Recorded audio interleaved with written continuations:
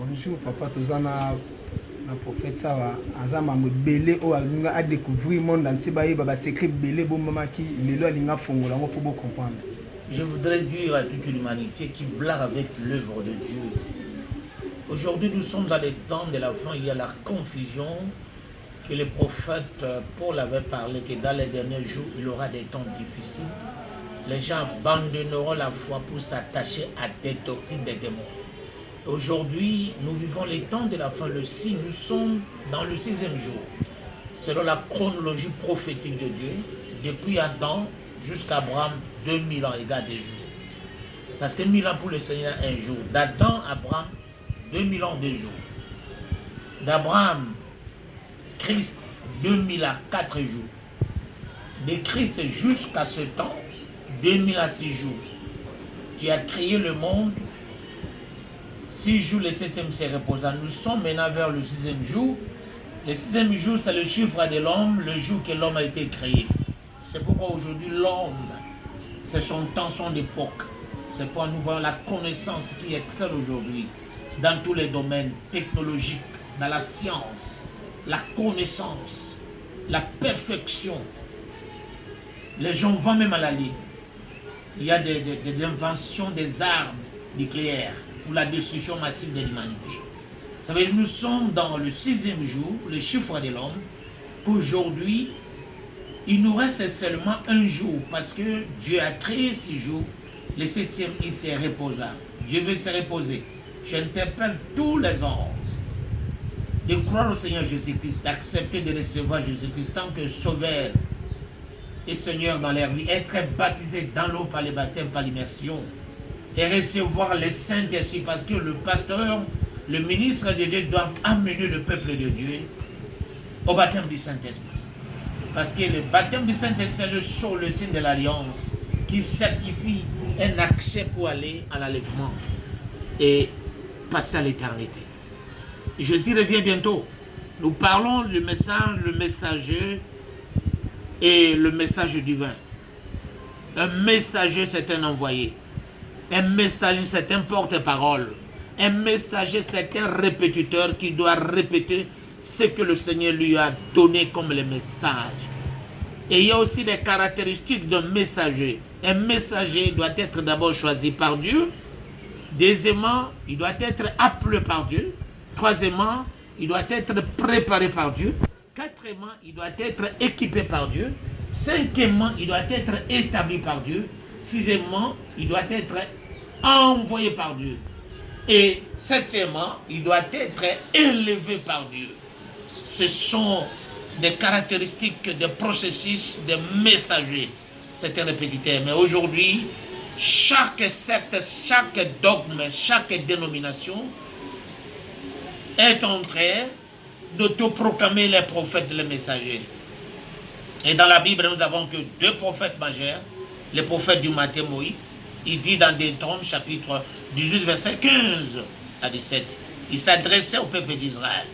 L'Éternel, votre Dieu, vous suscitera un prophète dans tes frères comme moi.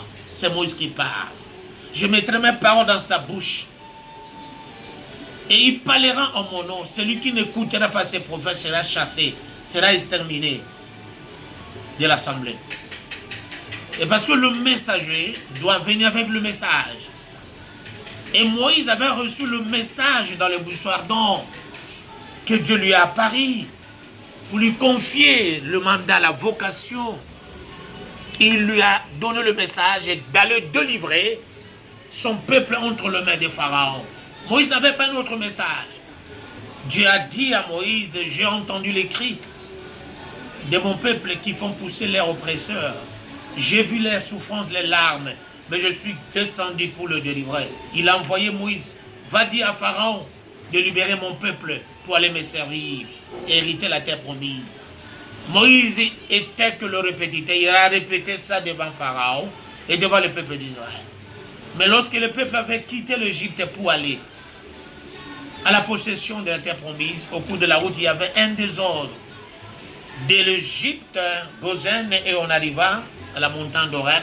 C'est là où Dieu a mis l'ordre pour finir avec le désordre. Et il a donné la loi à Moïse pour que l'ordre soit établi. C'est pour vous dire que le messager doit avoir un message. Et le messager majeur de notre temps, de la fin de Jésus-Christ, il nous a laissé le message. Et tous les messagers qui sont les ministres, Éphésiens 4, 11, 12, étant monté sur les auteurs, il a émené les captifs, il a fait des dons aux hommes. Il a établi premièrement les apôtres, les prophètes, les évangélistes, les docteurs, les pasteurs, pour l'édification et pour amener le peuple à la perfection. Et aucun messager aujourd'hui, aucun ministre ne peut dire dans ces temps qu'il a un nouveau message.